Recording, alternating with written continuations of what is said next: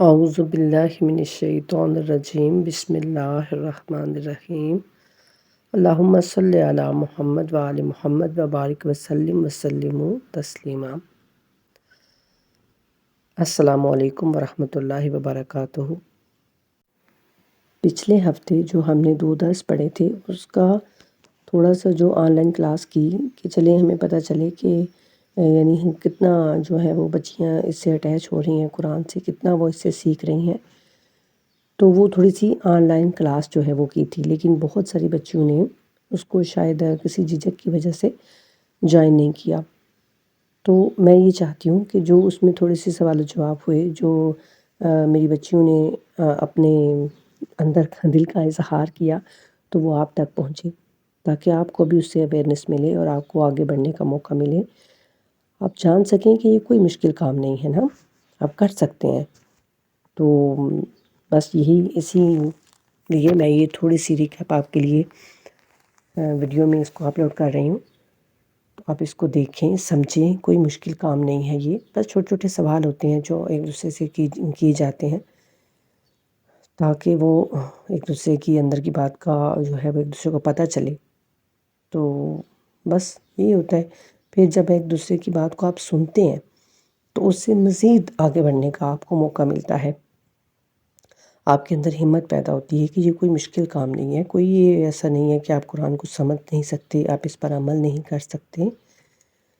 تو بس اسی لیے ٹھیک ہے، تو آپ یہ سنیں، دیکھیں، تو آپ ضرور اگلی دفعہ جو ہے وہ آن لائن کلاس کو جوائن کریں۔ مطلب ساری پریشانی وہ ختم ہو جاتی ہے۔ مطلب میں سمجھتی ہوں کہ میرے لیے جو قرآن ہے نا وہ ایک آئینہ ہے جو مجھے سارا کچھ دکھاتا ہے، سچ بھی، مطلب مجھے اپنی ساری زندگی اس کے سامنے نظر آتی ہے۔ ہاں جی، بالکل بالکل۔ اور میرے بہت سارے کنسیپٹ میں چینج ہوئے ہیں، اور میں بہت ساری آیتوں پہ میں نے تدبر کرنا بھی تھوڑا سیکھا ہے کہ اس میں اس کا یہ مطلب ہے، اس کا یہ مطلب ہے۔ جی بالکل۔ اور سورۃ فاتحہ کے بارے میں میرا تھوڑا سا اپنا کنسیپٹ ہے، وہ بھی میں دینا چاہتی ہوں کہ جس طرح دیکھیں ہم ظاہر جو ہماری صورت ہے، جس طرح سورۃ بقرہ، اسے بقرہ کیوں کہتے ہیں؟ کیونکہ اس کے اندر گائے والا ذکر ہے، اس کے لحاظ سے اس کا نام اللہ تعالیٰ نے سورۃ بقرہ رکھا۔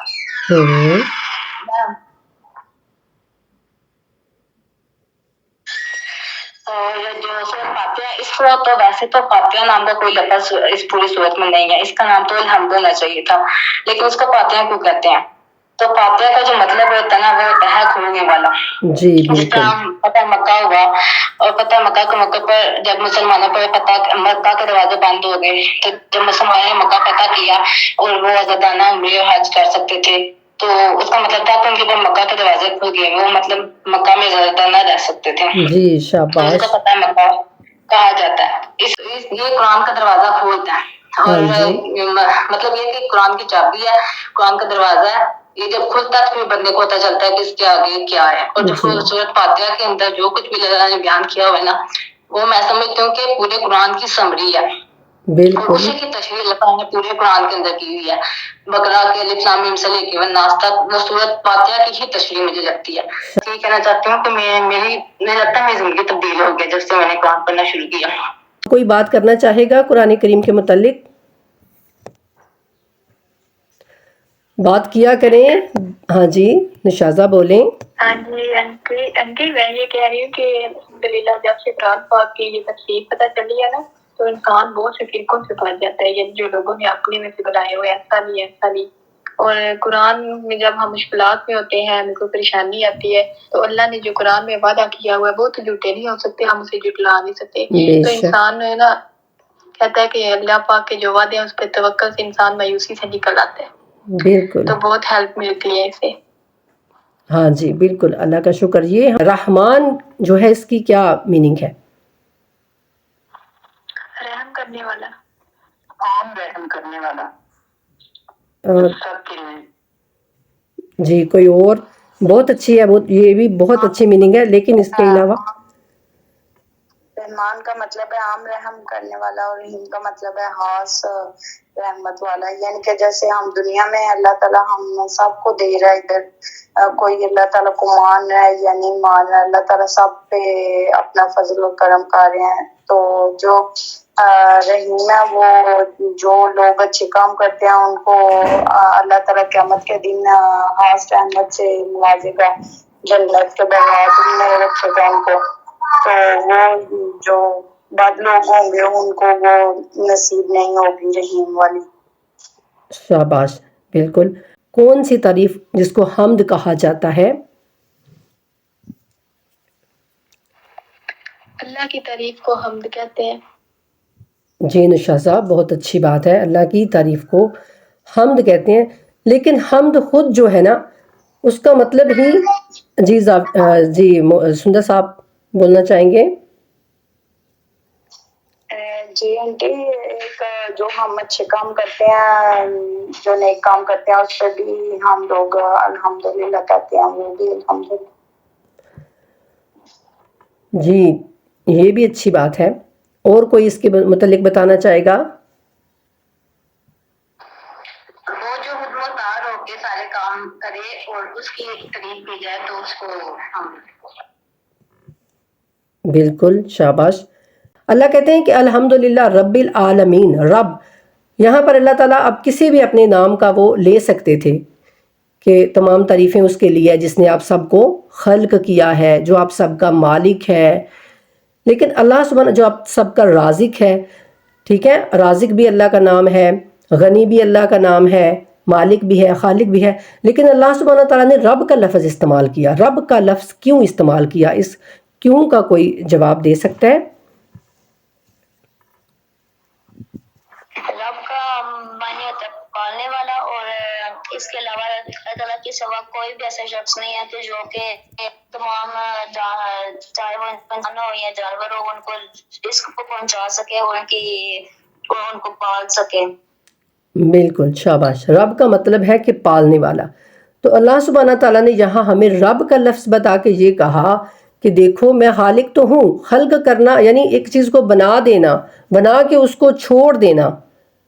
اگر اس کی جو غذائیت ہے وہ نہیں پوری ہوگی تو وہ کیسے پھر بڑھے گا؟ مثال کے طور پہ ہم کوئی پودا لگاتے ہیں, تو اگر ہم اس پودے کو زیادہ پانی دے دیں گے تب بھی وہ جو ہے وہ ختم ہو جائے گا. اگر ہم اس کا خیال نہیں رکھیں گے, اگر ہم کم اس کو پانی دیں گے تو تب بھی وہ ختم ہو جائے گا, تب بھی وہ پھلے گا پھولے گا نہیں.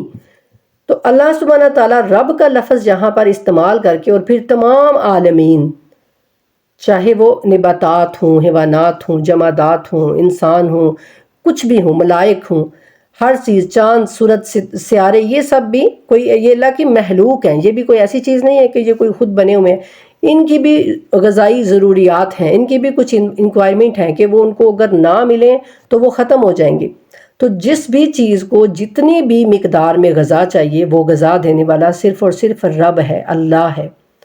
تو اللہ تعالیٰ نے یہاں پر رب کہہ کر یہ بتانا چاہا کہ دیکھو اگر میں تمہیں خالق ہوں, تمہیں خلق کر کے اگر میں چھوڑ دیتا تو پھر تم فنا ہو جاتے, ہر چیز فنا ہو جاتی.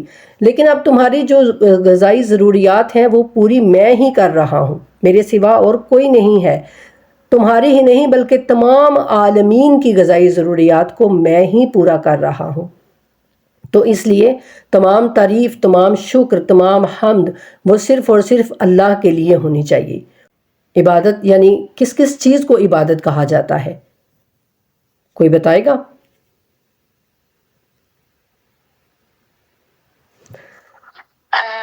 نماز اور روزے کے علاوہ کہ عبادت اس کو بھی کہتے ہیں کہ جو ہمیں اللہ تعالیٰ نے کرنے کا حکم دیا وہ کریں, اور جس چیز سے انہوں نے ہمیں روکا ہے اس سے ہم رک جائیں. بالکل, شاباش, بہت اچھی بات ہے. یعنی اللہ کی بات ماننے کا نام ہے عبادت. اہدنا الصراط, ایک سمپل سی ایک آیت ہے. جی نشازہ. اہدنا الصراط المستقیم, اللہ پاک ہمیں سیدھی راہ دکھائے. کہ اللہ پاک سے ہم ہدایت طلب کر رہے ہیں کہ اللہ ہمیں سیدھا راستہ دکھائے. شاباش, بالکل. پھر آگے اللہ خود کہہ رہے ہیں کہ اس طرح سے دعا مانگو کہ اللہ ہمیں انعام والے لوگوں کے راستے پر چلانا اور کن لوگوں کے رستے پر نہ چلانا وہ مجھے اب آپ بتائیں۔ انعام والے لوگوں کے رستے پہ چلانا اور ان پر عذاب کیا گیا ہے۔ جی شاباش۔ لا ریب اس کا کیا مطلب ہے؟ یہ وہ کتاب ہے، لا ریب کا کیا میننگ بنتا ہے؟ جس میں کوئی شک نہیں، اور کیونکہ پہلی بات اللہ تعالیٰ نے یہ کر دیا کہ اس لیے یہ کہتے کتاب ہے، اس میں کوئی شک نہیں، کیونکہ اللہ تعالیٰ نے اس کی حفاظت کا ذمہ خود لیا ہوا ہے۔ کوئی اتنے مرضی زمانے گزر جائیں کوئی اس میں چینج نہیں کر سکتا۔ باقی جو پہلی کتابیں تھیں ان میں چینج لوگ کرتے رہے تھے۔ متقین کون لوگ ہوتے ہیں؟ پرہیزگار لوگ۔ ہاں جی بالکل، پرہیزگار لوگ۔ اور کوئی؟ پرہیزگار لوگ جو نماز قائم کرتے ہیں اور اللہ تعالیٰ نے جتنا بھی ان کو دیا اس میں سے خرچ کرتے ہیں۔ شاباش۔ پرہیزگاروں کی کتنی نشانیاں اللہ سبحانہ تعالیٰ نے سورہ بقرہ میں سب سے پہلے ہی اللہ تعالیٰ نے پرہیزگاروں کے بارے میں بتایا ہے کہ پرہیزگار کیسے ہوں گے۔ وہ غیب پر علم، غیب پر ایمان رکھتے ہیں، نماز قائم کرتے ہیں، زکوٰۃ دیتے ہیں، اور رشتہ داروں کا خیال رکھتے ہیں، مسکینوں اور غریبوں کا خیال رکھتے ہیں۔ بہت اچھی کوشش ہے۔ آگے اللہ ساتھ ہی کہتے ہیں کہ الذین یؤمنون بالغیب، جو ایمان رکھتے ہیں غیب پر۔ غیب کیا ہے؟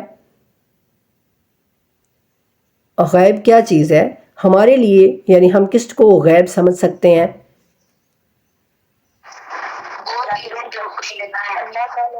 جی مقدس۔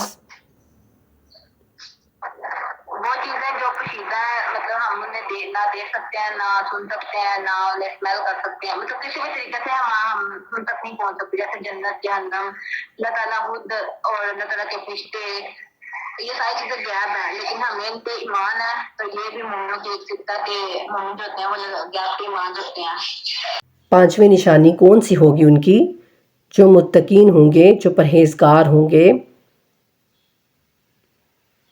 جو آخرت پہ یقین رکھتے ہیں۔ شاباش، بالکل، جو آخرت پہ یقین رکھیں گے، جن کا یہ یقین ہوگا قیامت آئے گی، ہمیں اپنے اللہ کے سامنے ہر بات کا جواب دینا پڑے گا۔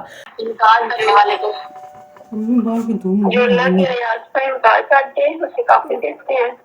جو ان باتوں سے انکار کرتے ہیں جو 5 صفات اللہ تعالیٰ نے بتائی ہیں۔